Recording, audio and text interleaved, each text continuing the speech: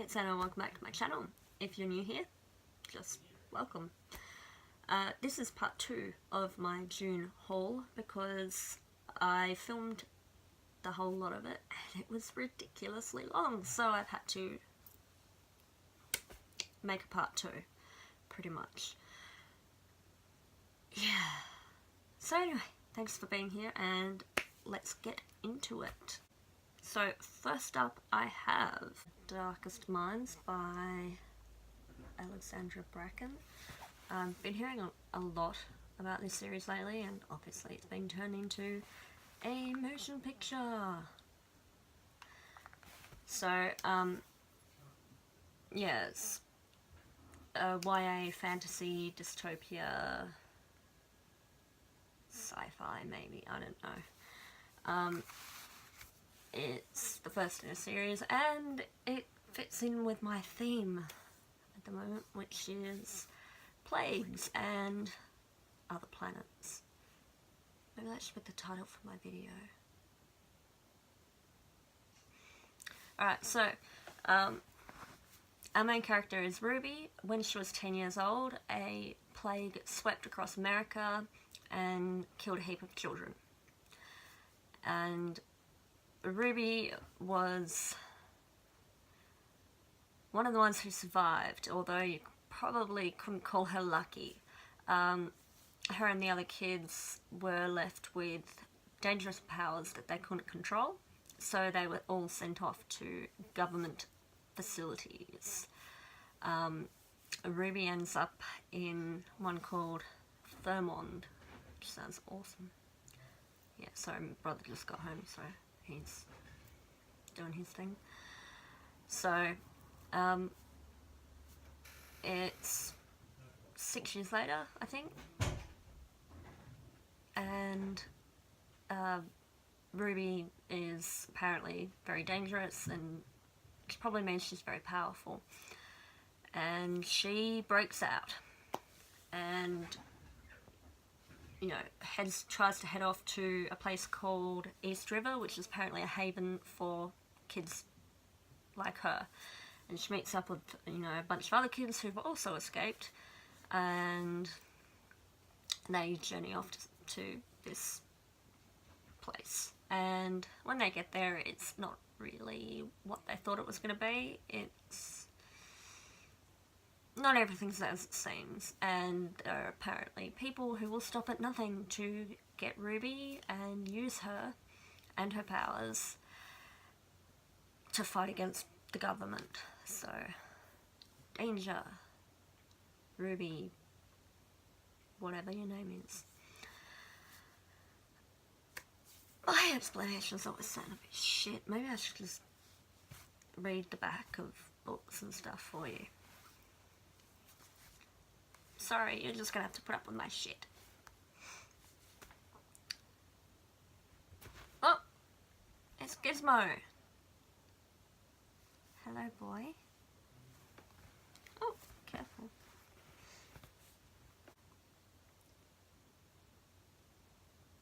So, next up what are you doing? What are you doing? So next up, I got, the original Beauty and the Beast by Gabrielle Suzanne Barbeau de Villeneuve. I don't speak French. This is the original one. It's unabridged, and it's not like there's another version by somebody else, like, who basically took this one and crushed it. Like, got rid of the backstory of Belle and the Beast. So it's about 200-ish pages, and I love the story of Beauty and the Beast. I'm one of those people who will try any retelling, no matter how shit. And there have been some shit ones, but there have also been some really good ones. Still, I thought reading, I can't read the original because I don't do French. French is beyond me. But still, a translation of the original one from I don't know what year. It's old, 1700s something. Right. So, going back to my sci-fi theme, I have this, I don't know if you can even see it. It's called Colonization. It's by Aubrey Dion. It's another YA fantasy dystopia book. So it's about a girl called Andromeda, and for her entire 17 years she has lived on a deep space transportation vessel that has been heading to a planet called Paradise 21.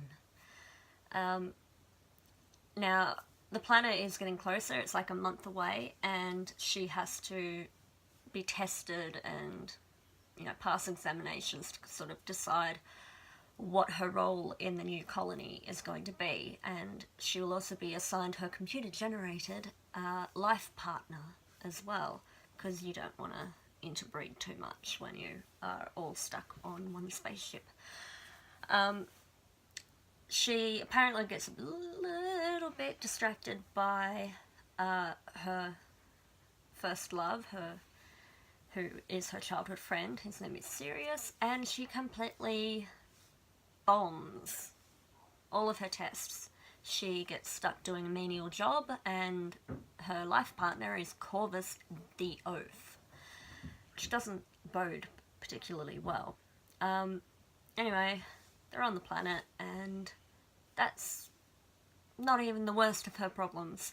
She is being, haunted by alien ghosts who are warning her of danger to her colony. So she has to deal with them, and then Sirius's, space shuttle, whatever it is, crashes quite far away from the colony, and she and Corvus go out to rescue him, and then has to sort of, it's a love triangle. She has to work out her feelings for Corvus and Sirius, and she has to convince the elders that she's not batshit crazy, and that ghosts are talking to her, and that they're all in terrible danger. So good luck, Andromeda. You're gonna need it. So next up I have A Torch Against the Night by Sabaa Tahir.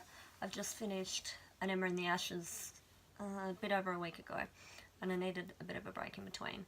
So I'm not really going to talk about this because it's the second one in the series, and yeah, I don't actually know what's going to happen. I didn't read the blurb, I just went, I'm going to read the next one. And following on, I also got, sorry, I'm trying to make my Kindle work, the third book in the quartet, A Reaper at the Gates, which came out about 10 days ago, maybe-ish. And that's the third in the series, obviously, and I know nothing about that one either, because I don't want to ruin it. And I'm really hoping I like the second one, and I didn't buy the third one for nothing, because I learned that the hard way. I got sick of reading series where I had to wait a year or more in between each book, and then, I have a lot of books, and I want to read a lot of books, but by the time it would come around to the release of the next book, I'd go, I remember the story well enough, I know I enjoyed it, I don't remember a lot of the details, or any of the sort of not major characters, like secondary characters and stuff, and the intricacies, so then I'd have to read the first one before I could read the second one, and then when the third one came out, I'd have to read the first two, and so I thought, I'll just wait until the series are finished, and then I'll start reading them. I'll just, if I like to, start reading the first one and I like it, I'll just buy them all. No. I learned my lesson with a series called The Last Necromancer, and I think it's by C.J. Archer. Don't quote me. And, I got to, the third book, and then I found out there'll be a fourth fourth one, and I was like, oh, that's a bit annoying. I thought it was a trilogy. No. And I found out there was going to be a fifth one, and a sixth one, and a seventh one. So I sort of waited, and I just like pre-ordered them, and I've never gone back to it. And I like read to like the fourth or even the fifth one maybe, and I just got less and less interested, and I was like, I wasted my money. But anyway, that was a fun story. Moving right along.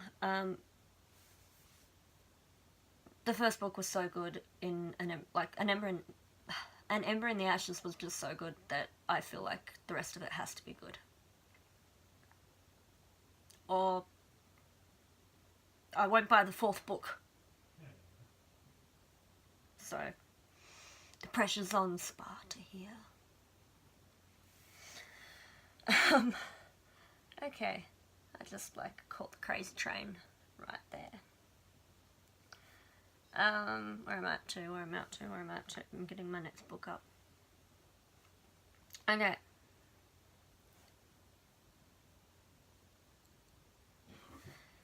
So, my next book is called Lightless by C.A. Higgins. It's just a straight, like, run-of-the-mill sci-fi. Not run-of-the-mill, I don't know. It's an adult sci-fi, but at this point, whatever. Apparently it's the first in a trilogy. So, I'm gonna say, so I have like names and stuff written down, and sometimes I can't read my own writing. And sometimes I just can't pronounce things. I'm like, come on, authors, don't make it difficult. For God's sake. I don't want to have to think too much while I'm reading.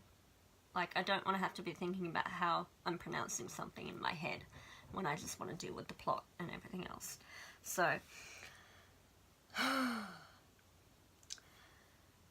the book is about a woman called Althea, who is an engineer, I believe, on an experimental scientific-y military ship called the Ananke.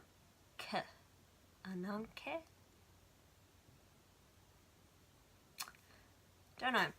Anyway, super cool vessel, and she has formed a deep and abiding relationship with the ship's electrical systems and whatnot, which sounds super weird. Anyway, two saboteurs come on board, and these guys are pretty bad. They're known terrorists, and she has to defend her beloved ship. So they manage to get one in to like lockdown. He's being held prisoner, and the other one's off sabotaging the ship, and the systems are shutting down, and it's a disaster. And the one that's in the holding cell has a silver tongue, and he really knows how to talk. So yeah, I know there's some sort of mystery about like why they're there on the ship, and it'll change everything. It always sounds better when I read it in the like book description than when I say it out loud. When I say it out loud, it sounds retarded. But anyway, I'm just gonna move on because I can't make it better. Next up, I have it's a science book. It's non-fiction. It's called, if I ever find it,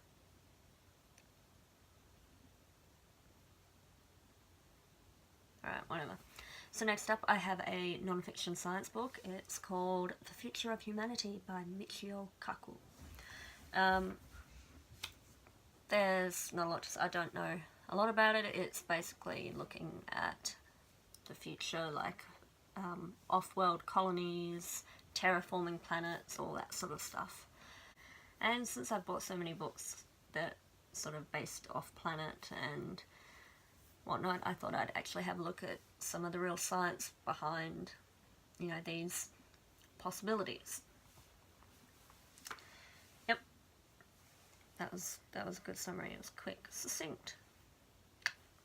So next up, I have Extinction Code by James D. Prescott. I was going to say something else, I don't know.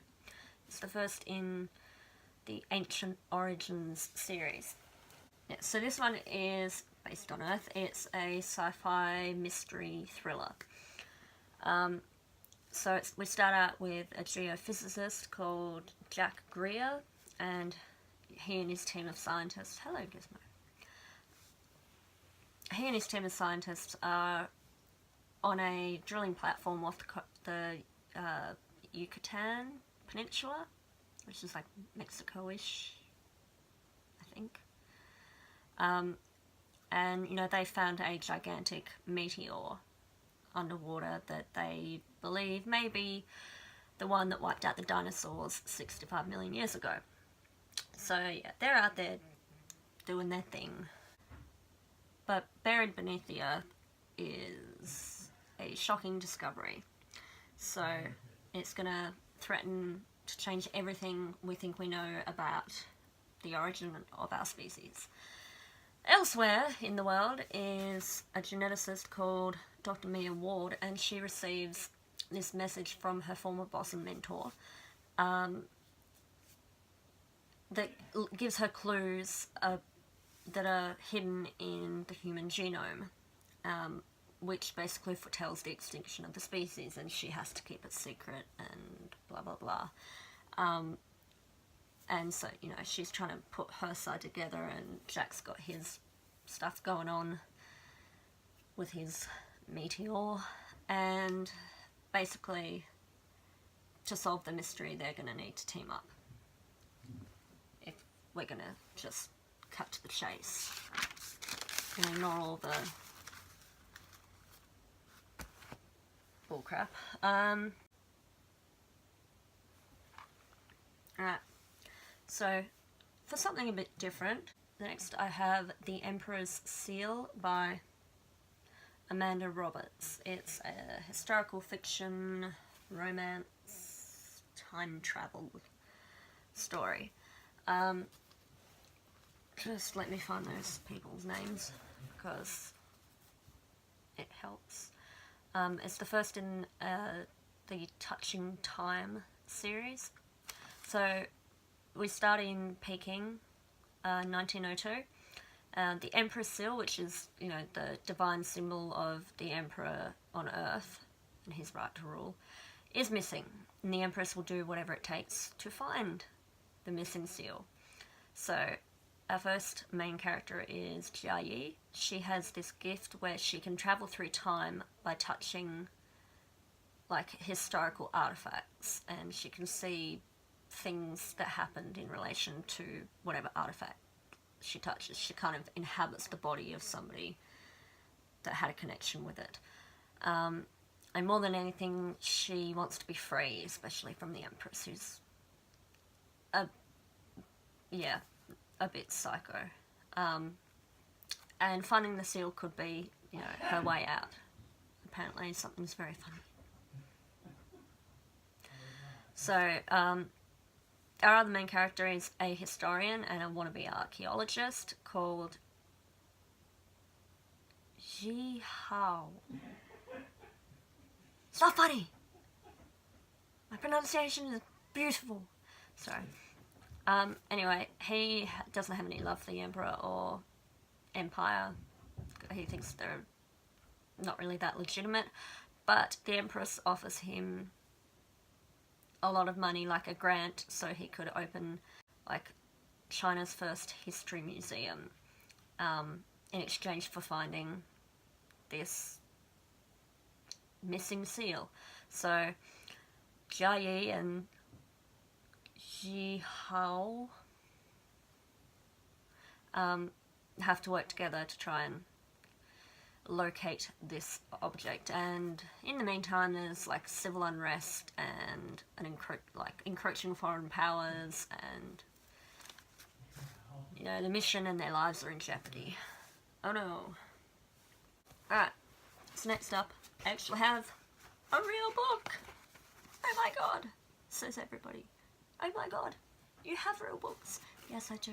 I have real books. This one I can't get on Kindle, which is terrible. So this is called Daughters of the Samurai. It's by Janice P. Nimura. And yeah, it's a non-fiction book. It's basically about 5 young Japanese girls who were sent off to America in 1871. So not long after the black ships, like Commodore Perry's black ships, came into Japan in like 1868, and basically said, "You're going to trade with us or we're going to blow you to hell." And the Japanese kind of went, shit. So they decided they needed to westernize and modernize to keep up with the world. And one of these sort of enterprises was sending these girls off to America to learn the Western ways so they could bring up a new generation of westernized, modernized Japanese men to lead the nation into the future. Didn't quite work out that way, exactly.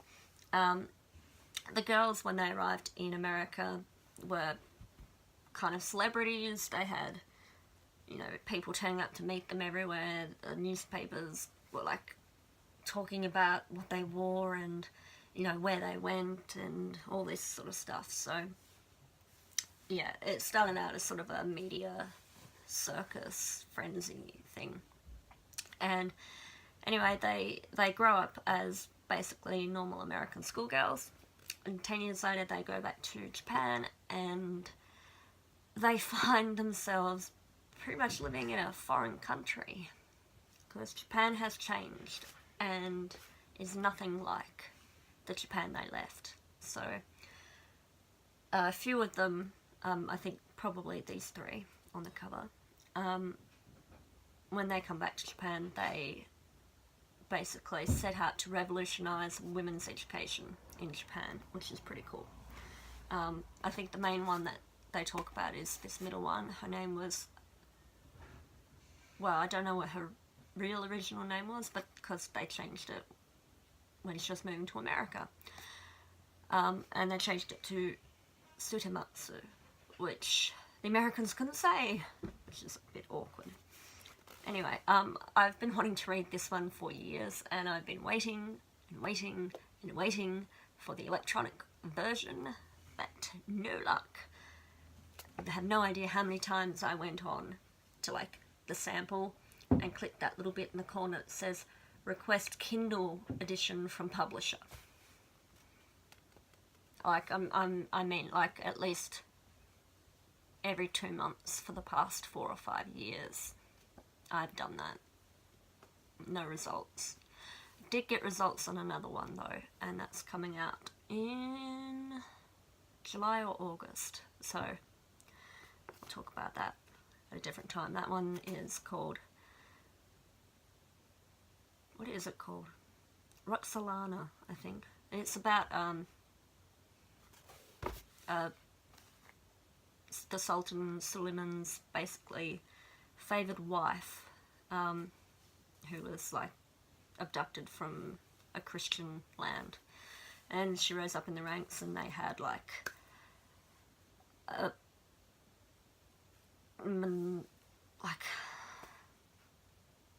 proper family. Like he was faithful to her, even though he had a like enormous harem. So yeah, completely went off track there. So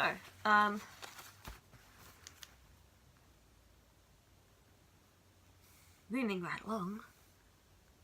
Where's my next one?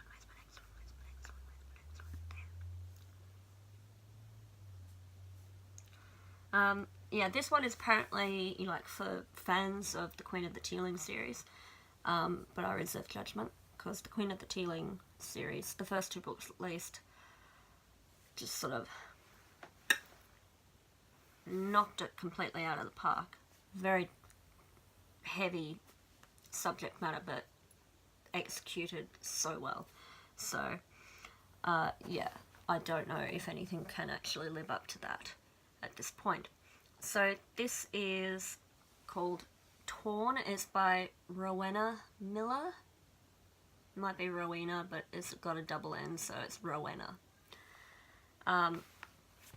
So it's about this young woman called Sophie, who is a seamstress and a charm caster. And she's made a bit of a name for herself, pulled her family out of debt and whatnot by making these gorgeous, gorgeous gowns with like spells basically woven into the seams. So for things like good luck and whatnot. And yeah, I think she gets a commission from the royal family, which could, you know, really secure her family's future, and it could also thrust her into a very dangerous, cutthroat world. So that's not where it ends, guys. Her brother Christos is rising in the ranks of the anti-monarchist movement, and when you've got an anti-monarchist movement, you have a powder keg. It's gonna blow eventually. And it does. So unrest erupts, and there's violence and all sorts of bad stuff, and Sophie and her brother Christos are drawn into a deadly magical like plot against the royal family. And Sophie is torn between, you know, securing her future by taking commission from said royal family and supporting her brother, who is gonna tear apart everything she's built up. So we'll see how it goes. Right, so the next book in this haul, Jesus, it's a long haul, is called Starfish by Akemi Dawn Bowman. It's about a girl called Kiko Himura, who is half Japanese. Her mother basically doesn't think much of her, puts her down all the time, doesn't bother to turn up for events or anything that's important to Kiko. And Kiko thinks that everything will change for the better when she gets into like her dream art school. But then she doesn't get in, and then her abusive uncle comes to live with the family, and it's all just a bit shit. So when a childhood friend of hers sort of reappears and, you know, says, hey, you know, come out to the West Coast with me and you can like tour all the art schools there and it's gonna be awesome. Kiko jumps at the chance, even though she's got a lot of anxieties and fears and stuff. And yeah, it's meant to be some sort of contemporary YA coming of age identity story. And yeah, I don't know. I saw somebody else do a review of it and it sounded kind of cool, so I thought I'd give it a go, even though I don't normally do contemporaries. They're quite rare for me these days. So, moving right along, because I'm taking forever. Alright, skim through these. I have a non-fiction sciencey book called Infectious by Frank Bowden. I also have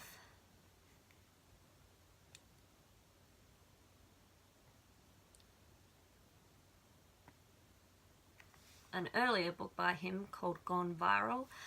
Frank Bowden is an infectious disease specialist in Australia. I live in Australia? Okay, I didn't know he lived in Australia when I bought this, so that actually had no bearing on my decision at all. Both books are just, I like reading about infectious diseases because they're nasty and horrible and interesting. Fun fact. It's just a bonus for me that he's talking about places and hospitals and stuff that I actually know and have heard of. Like, so in Gone